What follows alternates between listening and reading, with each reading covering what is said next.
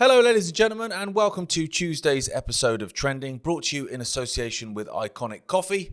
If you head over to shop.ickonic.com and use the code TRENDING, you get 10% off. Now, some of you might have seen the Trending in the Afternoon update that I did yesterday, where I was talking about an article in Sky News about Starmer, basically, saber rattling for war. Well, that's kind of, evolved a little bit more. So this is again from Sky News this morning. Starmer couldn't be clearer. Britain must prepare for war. Sounds very tough, doesn't he? Clement Attlee was the Labour Prime Minister credited with creating the welfare state. I think there's going to be a pun coming up. Wait for it. On Monday, at a shipbuilding yard in Glasgow, Sir Keir Starmer presented himself as a Labour Prime Minister who wants to be credited with turning the UK into a warfare-ready state. Very good, well played. As he spoke of the need for the UK to be prepared for the possibility of war at the launch of his government's Strategic Defence Review, the rhetoric couldn't be clearer. Britain is on a wartime footing. The UK's armed forces must move to war-fighting readiness over the coming years. A bit sooner than that, mate. The UK faces a more serious and immediate threat than any time since the Cold War, and every citizen must play their part. Right, okay, well, I'm out. World War III has, long been the plan, and we've been creeping towards it for a long time. I think now we're at a point where we're basically goose-stepping towards it. Politicians aren't even trying to pretend anymore. They're just coming out with it and saying we're going to spend billions and billions and billions. Where are you getting that from, by the way? Because we didn't have any money to stop the elderly from freezing 5 minutes ago. But now suddenly we've got, money for tanks and tomahawks and all the sorts of that. We've spent billions on Ukraine since the war started, a couple of years ago, basically to keep the war going, because there were some sort of talks of peace negotiations. Then Boris Johnson, the man that purposely messes his hair up to make you think he's stupid when actually he's coldly calculated. Granted, though, he is an eaten mess. He went over there, walking through the streets of Kyiv during I'm saying Kyiv now. I don't say Kiev anymore. I've been educated. He was walking through the streets of Kyiv during, this bombardment and stuff. I don't know if you remember that footage of him there. He's surrounded by all the security guards and all that sort of stuff. And there's snipers up on the roof to make sure that he's going to be safe. And as he's walking, I don't know if anyone else noticed this, but I remember talking about it at the time. He walks past a hot dog stand, right? And there's just a geezer buying a hot dog. Because that's what happens in war, isn't it? I remember in the Blitz when it was under siege and the Luftwaffe was going over the top and everyone was running to their air raid shelters at the bottom of the garden if they could afford them. Otherwise, they were heading to the London Underground stations. Others were just standing up queuing for hot dog. This chatter by Starmer now, it kind of further escalates it, of course, which is what the idea is. The amount of weapons we've been sending there, the fact that there's so many mercenaries on the ground in Ukraine, again escalates it. It pokes Russia, which is what it's designed to do. Now, they've been having these so-called peace talks. We didn't really have them after, like I said, Boris Johnson went and walked past the guy with the hot dog. From then, basically, to pretty much now, there's been no talk of peace at all. It's just been chuck more money. Where'd you get that from? Don't worry about it. Chuck more money, chuck more weapons over at Ukraine. That's been going on the whole time. There's been no talk of peace. And then what happened was people started noticing that. Even the most ardent, Ukraine flag in bio type started noticing that actually all that was happening was Zelensky in his little Primark tracksuit was flying around the world with his begging bowl out for money and weapons. He wasn't going out and saying, right, would you be able to help broker a peace deal or whatever? There was no talk of that. And like I said, people started noticing. And when they started noticing, then all of a sudden, we're going to have peace talks. So they start having peace talks, at which point it seems Ukraine has upped their game a little bit. So they've just gone in the last couple of days and just bombed the living daylights out of Russia. That's poking Russia with a stick. And I can't help but think that that is intentional. Because let's be honest, Russia could deal with Ukraine pretty easily. If they went full guns blazing, they could deal with Ukraine pretty easily. They could deal with Britain pretty easily as well. They're a nuclear superpower. But they haven't been. And it almost feels to me that this is about poking them into doing that, literally poking the bear, so that in the end they go, okay, bang. And as soon as they do that, then that's carte blanche for NATO, for the US, for everyone else to jump in and go, right, well, we've got to get involved now, which then escalates the war into this giant third world war, which is what they want. And the next story we'll come to a little bit later is more evidence of that. It's also an opportunity, though, ladies and gentlemen, for the left and right to unite. Now, I'm going to talk about this in a bit more depth in this week's Gareth Art tonight. What I mean by that is overwhelmingly, now I am generalizing, but overwhelmingly, the left was predominantly anti-war. Your Stop the War Coalition and all these organizations, they were all aligned with the left. The right, obviously you had your elements within the right that are anti-war, of course, don't get me wrong. But overwhelmingly, the anti-war protests, the ones I went on against the Iraq war, they were all very much run by the left. Now, what's happened is when it comes to Russia-Ukraine, not with Israel and Gaza, but when it comes to Russia-Ukraine, the right, or the so-called right, has stepped into that realm as well. They're against the war. And so actually, for the first time in a long time, you've got right and left unite against something. That's an opportunity, ladies and gentlemen, to go, okay, I don't like you in your blue air or whatever. Well, I don't like you in your, Israel first stuff or whatever. We don't get on that in the slightest. But on this, we're on the same page. So let's unite. We'll argue later about all the other stuff, but let's unite and stand against the war. So that's my one positive, because I need to take a positive from something, is that actually there is an opportunity there for us to unite against this particular conflict and the escalation of this particular conflict. I do have a question as well. Will the thousands of fighting age males, bear in mind they're coming over 1,000 a day at the minute, will they be asked to fight for the UK against the Russians, should it go that way? Or are they simply here to police those that refuse to fight? It's a question, isn't it? Now, of course, they've known for a long time what's coming. Nothing happens particularly quickly. It's a long, drawn-out plan. The plan for the Third World War, I would speculate, with my tinfoil hat on, was probably drawn out about the same time as the first and second. It's a trilogy. It's like Back to the Future. No, what they want to do is they want to silence people that they know will call it out. Now, they're doing that massively in attacks on free speech in America in terms of calling out Israel, because they know what Israel's going to do will basically, in the future, will basically make what's looking now look like a party in the park or something. It's designed to go a lot further. And they know that's gonna get backlash. So you get in there early with your silencing. I actually think that they did that a fair bit with Southport, actually, with the massive sentences that they were chucking out to people. It was sent as a warning, not so much probably for people that were protesting and rioting at the time, but for people that might do in the future. Now, with that in mind, there's something called the Crime and Policing Bill, which is currently passing through Parliament. Now, as part of that bill, there's something called a respect order, meaning that essentially you can annoy someone.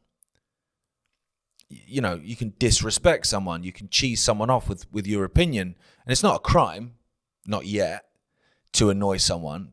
But it can still lead to you being banned from public speaking, banned from social media, banned from attending protests, and from even certain locations, being banned from certain locations.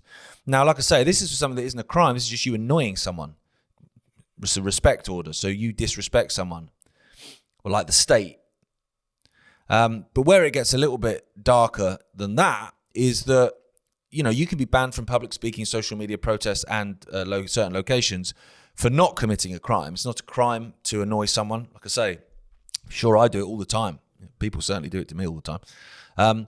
But once you're given that order, if you were then to go on social media, if you were then to go and publicly speak, if then you were to go to certain locations you'd be banned from or attend a protest, then that becomes a crime. and therefore you can face up to 2 years in prison. So essentially, you can go to prison for 2 years for annoying someone. Like I say, they're trying to get the silencing in early, and they set a precedent with Southport.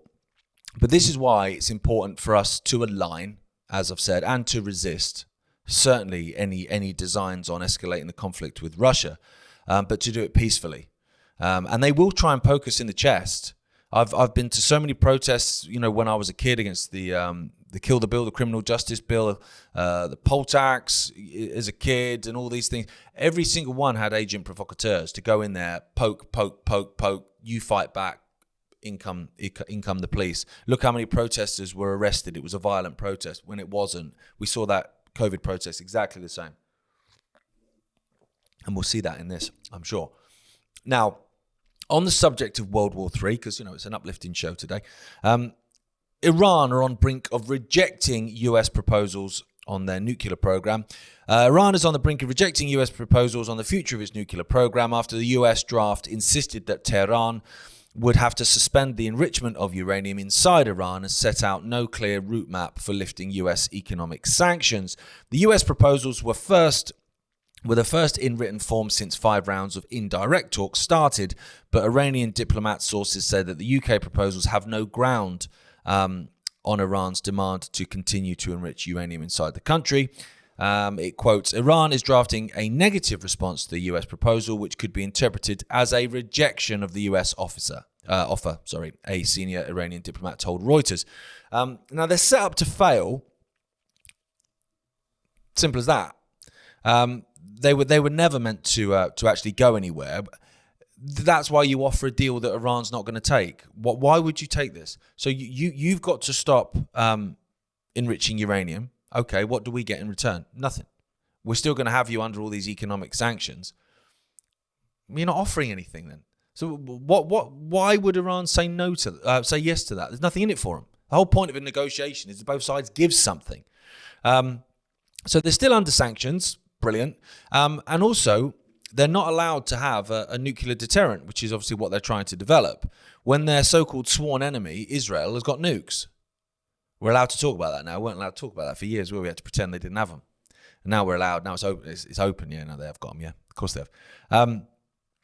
Now, it's set up to fail because a war with Iran is another element of this third world war, like we were talking about before with Russia. Russia-Ukraine is part of it, but this is why it's happening at the same time. Russia, Iran, China versus the West. That was the blueprint for the Third World War, and it seems to be playing out that way.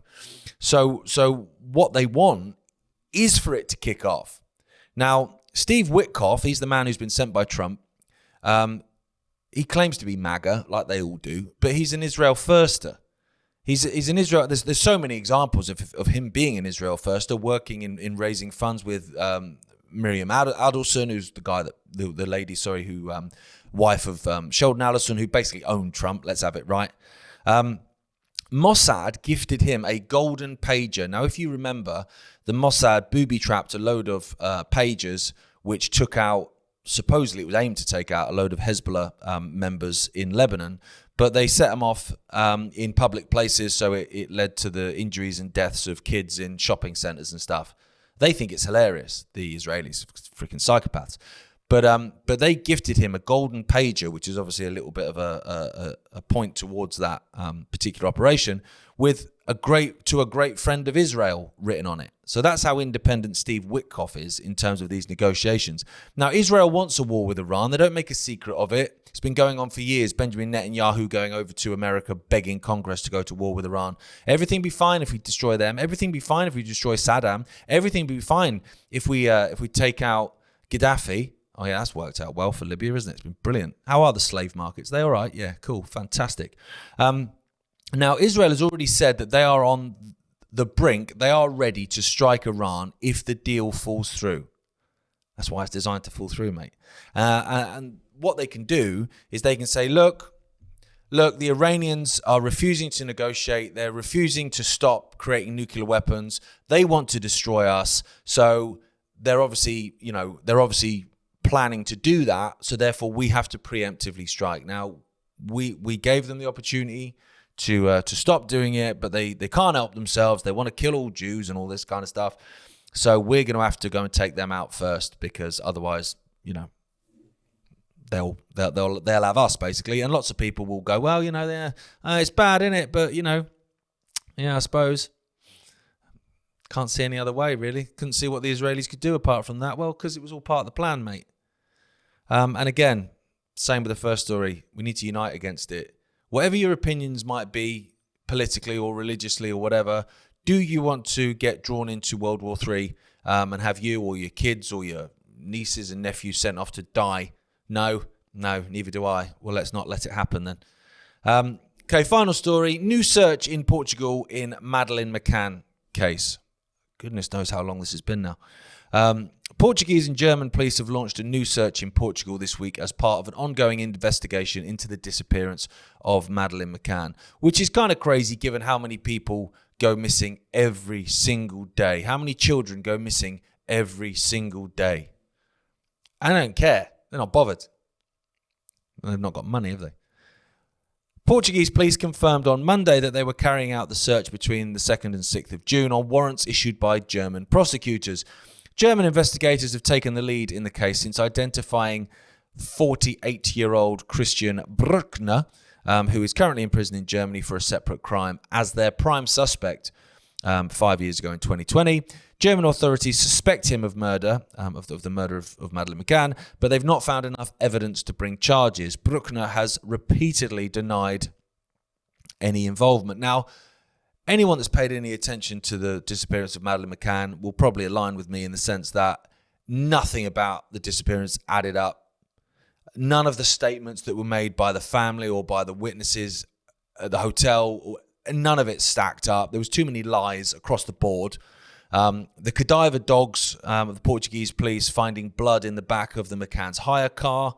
Again, that was just sort of, oh, I don't know, Your Honour. That was just swept away. Very strange. There's also too many high-profile people that have been implicated. You will know, ladies and gentlemen, the amount of names that have been spoken about, people that were in the area at the time. So this seems a little bit convenient to me. Now, I don't know this Christian Bruckner guy. He's in prison for being a paedophile, so he's not a nice bloke. And I, of course, have no skin in the game for him. Now, he could be very much could be guilty. Of course he could be. But it does, after this amount of time, feel a little bit convenient.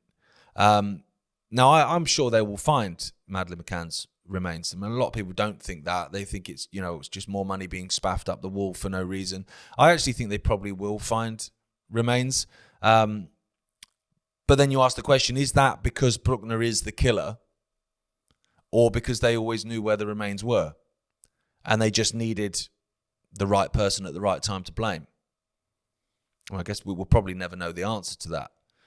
But there are lots of people out there that have done lots of research on the disappearance of Madeleine McCann that have lots of questions of not just the family, but lots of other people as well that were connected and linked in and with the family. The family is connected to the then Prime Minister Gordon Brown. I think that was the first or second phone call that was made by the family after she disappeared, was to the Prime Minister of England, which is